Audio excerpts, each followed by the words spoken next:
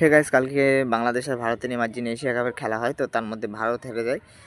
195 run target দিয়েছিল, super over পর্যন্ত গেছিলো খেলাটা, তাও ভারত হেরে যায়। তো কোনো ব্যাপার না, আমাদের কাছে হেরে গেছে একটাই দোষ, সেটা হলো আমাদের এখানে দোষ যে করেছে সেই দোষটাকে তাদের মানতে হবে, এটাই বেশ বড় কথা, আদার্স কিছু না।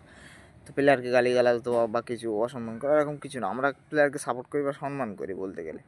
তো আমার কাছে বিষয় যেটা হলো, বাংলাদেশের আমি একটা ভিডিও আমার ফেসবুকে ঘোরাঘুরি করছিলো, দেখেছি ভিডিওটা। সেটা হলো শামীম বলে একটা ছেলে, তার ভিডিও টুকটাক আমি দেখি। তো প্রায় দেখি প্লেয়ারদের গালিগালাজ করে, বাংলাদেশের প্লেয়ারদেরকে বলতে গেলে।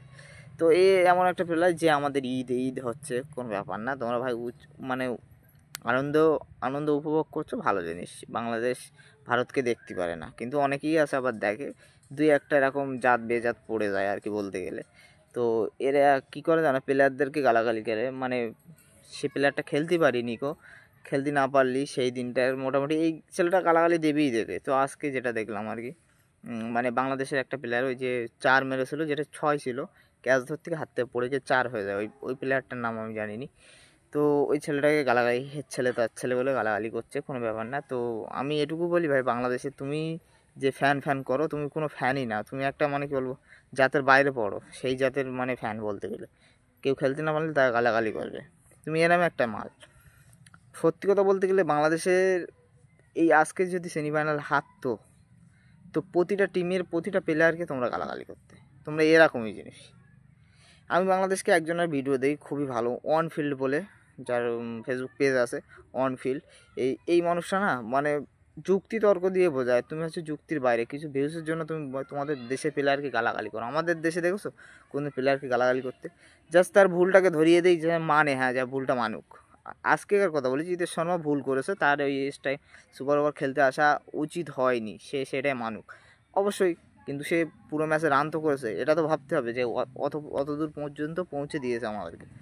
কিন্তু তোমরা কী বলো জানো, সেই মানে একটা ম্যাচ হারলে বা যাই হোক, দোষারোপ করো সেই প্লেয়ারকে, গালাগালি করো, আর কিছু হলেই ভারতকে ধরে টানাটানি। কী দরকার ভাই এটা করার? কোনো ঠিক না এগুলো। একটা ফ্যানের মানে উদ্দেশ্য তার টিমকে সাপোর্ট করা আর তার টিমের পাশে থাকা, খারাপ সময় হোক বা ভালো সময় হোক। আর তুমি এমন একটা মাল, এই যে শামীম বলে এই ছেলেটা, সেটা মানে কোনো ফ্যানের মধ্যে পড়ে, যে জাতের বাইরে বলে না, পুরো জাতের বাইরে প্রতিটা প্লেয়ারকে গালাগালি করে। বাংলাদেশের মানুষ সেটা মানে সহ্য করে। এই ছেলেটা বলে না, বাংলাদেশে অনেকই ইউটিউবার আছে, বাংলাদেশে অনেক ইউটিউবার আছে গালাগালি করে। হ্যাঁ, কিন্তু সিনিয়র টিমটা বলতে গেলে তাদের পিছনে টাকা অনেক খরচা করে সরকার, সেই হিসেবে তারা কিছু দিতে পারে না। ঠিক আছে, প্লেয়ার চেঞ্জ করতে হবে, এটা সেটা বোর্ডের ওপর নির্ভর করে, সেটা আমাদের ওপরে বা মানে কোনো মানে টিমের কোচের ওপরে না।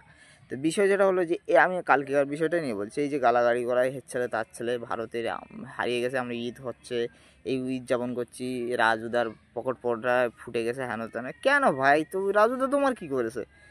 মানছি যে যার মানে দেশে ক্রিয়েটিভিটি ছড়াচ্ছে, সেটা কোনো ভালো জিনিস, ক্রিয়েটিভিটি ছড়াচ্ছে ভালো জিনিস, সেটা কোনো ব্যাপার না।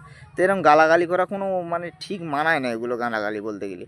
তোমরা শুধু ওই মানে কিছু হলেই কলা গাছকে সাপোর্ট করো, আরে ভাই করো না, যার যেটা ভালো পছন্দ সে সেটা সাপোর্ট করতে পারে, এটা কোনো ব্যাপার না।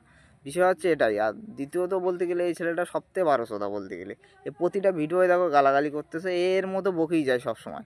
এর দুটো ভিউসের জন্যই সব প্রতিটা প্লেয়ারকে গালাগালি, আর বাংলাদেশের মানুষদের কিছু বলেই না বলতে গেলে। আর এই সত্যি বলতে জাতের বাইরে, একে কেউ সাপোর্ট না করাই ভালো। আমি মোটামুটি এই ভিডিওটা দেখার পরে আমার একটু রাগ মতো হয়েছে, তাই ভিডিওটা বানাচ্ছি। তো ভুল করে বলে তো ভুল শুধরাবে না, সারা জীবন ভুলই করে যাবে। এই ওয়ান ফিল্ডের এই যে লোকটা মানে, আমি এর ভিডিও টুকটাক দেখি, তো যুক্তি তর্কে বোঝায় ভাই, মানে কী বলো, ভিডিও দিয়ে মানে এটা ভুল এটা ঠিক, এটা সুন্দর একটা দেখতে ভালো লাগে।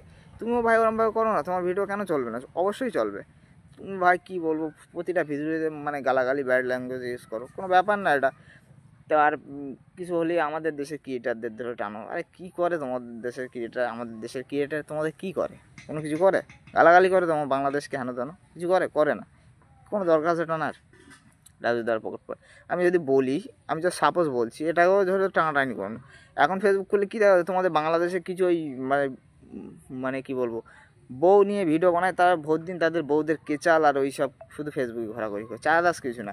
আর ওই ওই 20 পাতা বই লিখেছে কি থপস অফ বিল্লাল, আর ওইদিকে জুয়েল ভাই, এই ছাড়া আদার্স কিছু নেই। কেন ভাই এরকম কেন? যে যা ক্রিয়েটিভিটি করো না, ওকে দোষারোপ, একে দোষারোপ, কোনো ব্যাপার আছে তো? আর থপস অফ বিল্লালের কোথায় বলি, ও যে বইটা লিখেছে, ওরকম বই 4 GB থেকে একটা মানে কবিতা ওই মানে ছন্দ না কি ঝাড়ক লিখেছো, গিয়ে পেশ করে দাও না, ওরকম হাজারো বার করে দেবে। ও তো ছেপে লিখেছে, আমি তো বলতে পারি ও ছেপে লেখা পুরো একদম। ওর পুরো মানে যদি ভিডিও দেখতে চাও তো এই ভিডিওটাই অন্তত শেয়ার করো, অন্তত এই দুটো মানুষের কাছে পৌঁছে দিও। যে যা ক্রিয়েটিভিটি করো ভাই, সেটাই বেটার। একে দোষারোপ করো, একে দোষারোপ, কোনো লাভ নেই। এটা ভিউজ কামানোর জন্য কোনো দরকার নেই। তোমরা গরিব মানুষের পাশে থাকো, খুবই ভালো জিনিস এটা। মানসিক তো জ্ঞান সবার মধ্যে থাকা উচিত, তোমাদের ভিতরে আছে।